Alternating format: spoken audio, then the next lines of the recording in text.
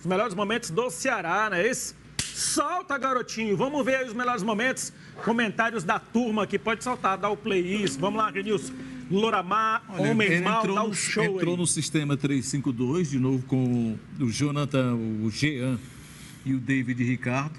Outro que não fica, Jonathan, viu? Anote aí. Dá para sair. Em breve. David Ricardo também deve receber proposta. A baixa foi o Richard, saiu contundido, a entrada do Bruno Ferreira. Rapaz, vou dizer, viu, meu amigo Enzo? Do jeito que vai aqui, o Ceará vai ficar sem ninguém. Quem é que vai agora, você disse? Aí o Pulguinha. Isso é qualidade, isso mostra qualidade. O Pulguinha, quem mais?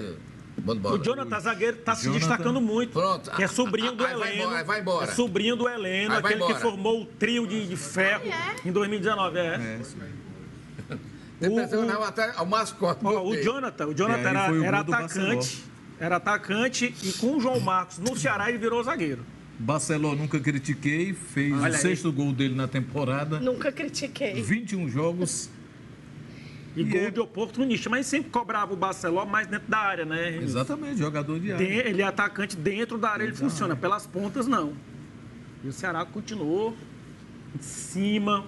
Não, Kempão jogasse, né? E o principal, cara, eu acho que o Ceará fez um jogo muito seguro, principalmente no setor defensivo. Exatamente. A equipe do Coritiba praticamente não chegou lá, rapaz, é incrível. No finalzinho, numa pressão, muito mais numa abafa do que necessariamente por alguma coisa tática. 53% do posse de bola Ceará, 47% do Coritiba. Essa jogadinha do Pulga aí é... Chutes a gol, Ceará 7 chutes, o Coritiba só 1. O que não pode acontecer é esse tipo de lance. Tem um do Richardson que é inacreditável, acho que já até passou aí. Não, daqui a pouquinho.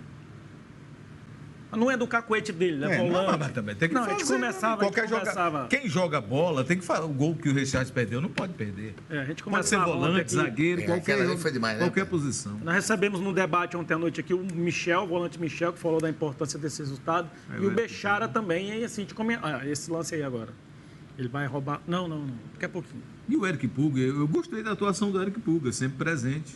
Jogador que não se esconde. Essa daí do Richardson. Renilson, você aí faria o quê? O goleiro tá saindo, cobertura.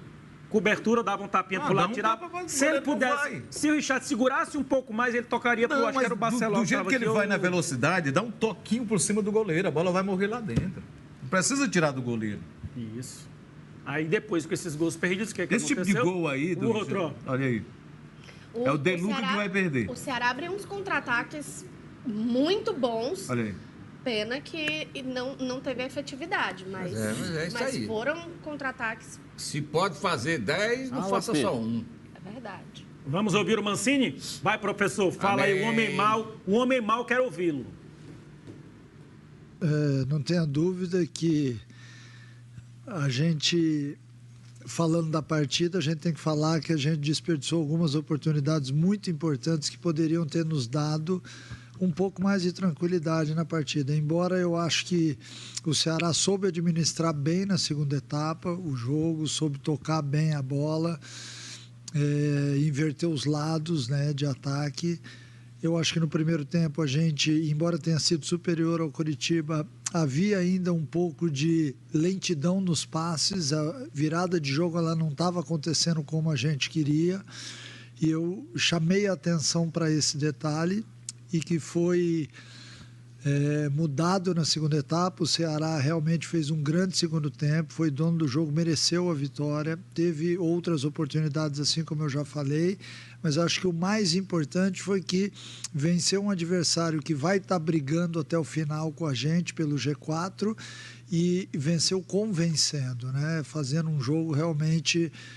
É típico de uma equipe que quer buscar, que quer chegar no G4, que tem as suas limitações, que todos nós sabemos, mas que, acima de tudo, tem muita vontade, quer muito, e isso tem ficado demonstrado de uma forma muito forte nas partidas, né? O time ele não aceita simplesmente, porque fez o gol, baixar as linhas e só se defender. Ele quer fazer o segundo gol. Isso é uma coisa importante. A gente tem que passar isso realmente ao torcedor.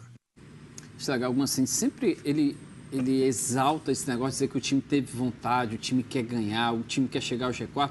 A sensação é que quando o Mancini chegou ano passado aqui era terra arrasada. Acho que ninguém queria nada naquele clube. Não é possível, porque sempre ele exalta isso de empenho, de vontade. É obrigação, rapaz, do jogador. Tem que ter a vontade de meio ganhar. Torcida apoiando, mais de 30 mil pessoas no estádio apoiando. O cara não tem vontade de jogar.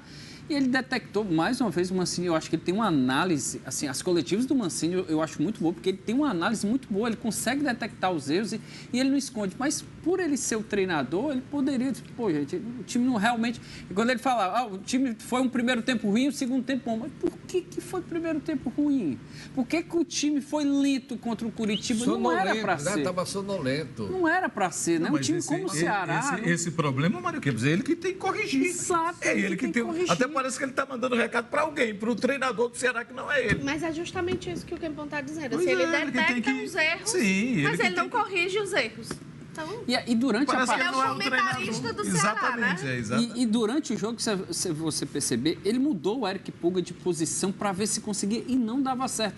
É porque, assim, dá para perceber que o Ceará, às vezes, ele treina muito bem alguns jogadores. O time, acho que no dia de coletivo, no dia o time treina muito bem e no campo não consegue repetir. Aí o Mancini detecta essas coisas. E o jogo contra o Coritiba, eu acho que o time foi seguro, eu acho que o time foi muito bem, o sistema defensivo bem, que obviamente o Curitiba praticamente não atacou. Eu discordo do Mancini. Esse time do Curitiba aí, me perdoe, eu acho que não tem condição de subir, não, né? Acho que não tem condição, não. Pode ser, ganhou do Operário 3-0, mas porque o Operário também não está bem. Mas, assim, o Ceará, ele faz ele tem um sistema defensivo que eu acho que ele já detectou, eu acho que ele já conseguiu achar, mas eu ainda continuo batendo na tecla. Eu acho que as laterais do Ceará e esse segundo homem do meio de campo, acho que é o grande problema, né? Se ele conseguiu...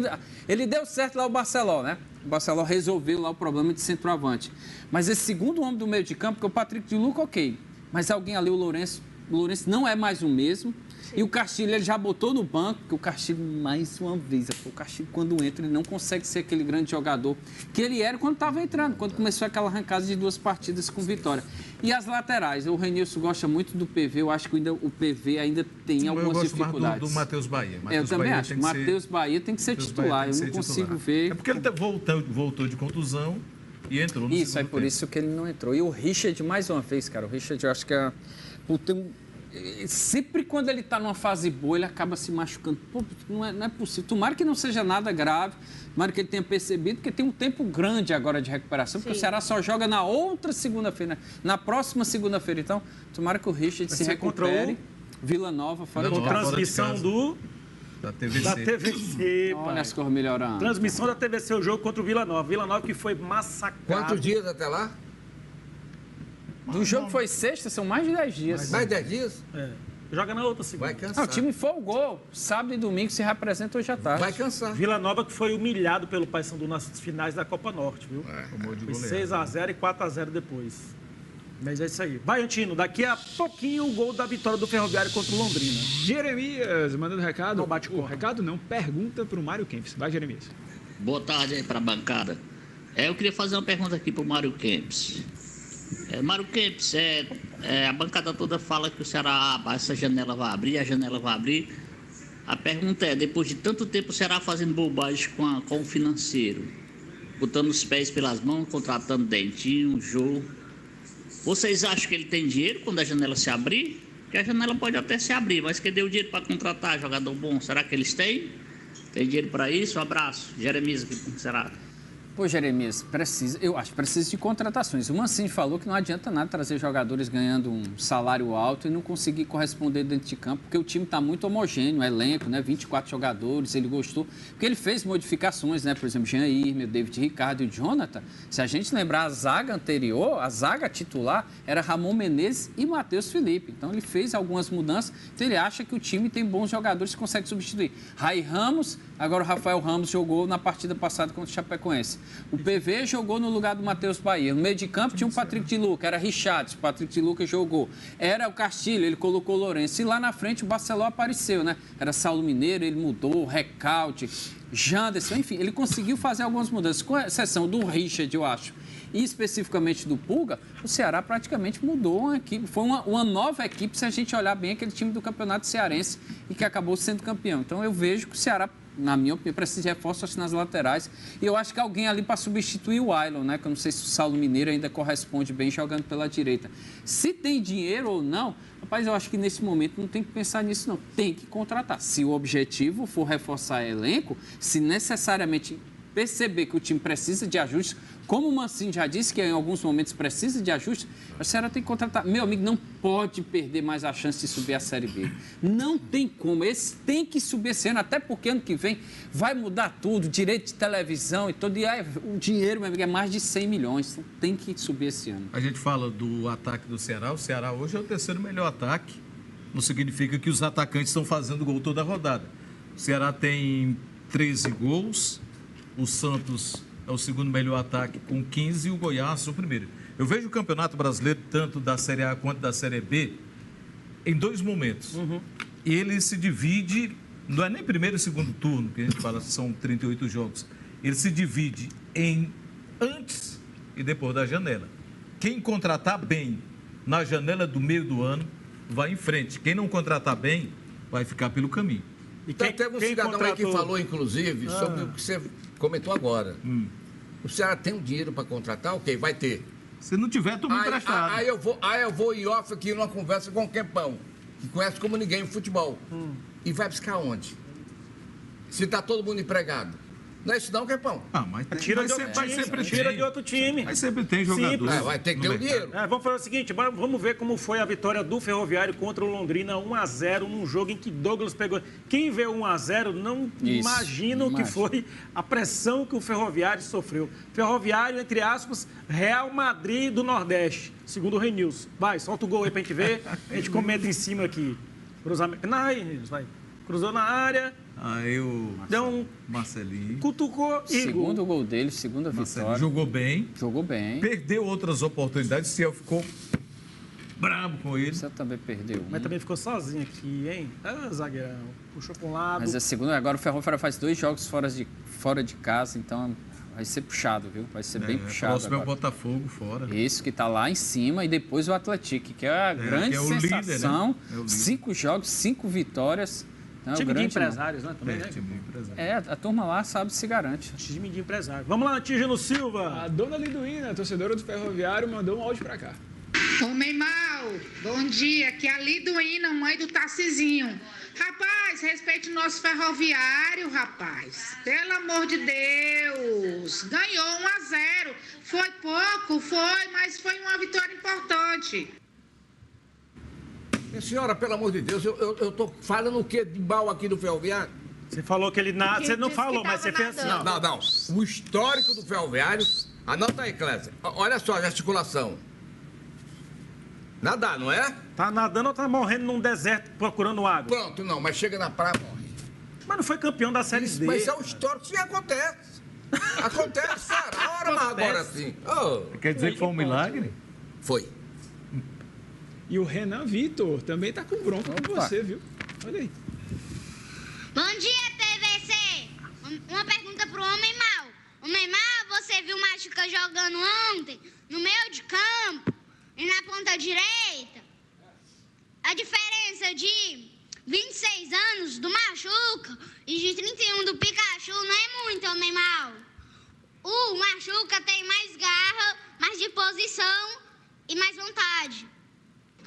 O Pikachu fica se escondendo nas costas do volante e do zagueiro, na marcação. Eu? Garotinho, eu sou mais o Pikachu. Chama o intervalo, vai. Antes, só para fechar aqui, vocês viram novamente o Voivoda insistiu ontem com o Machuca pelo meio de campo.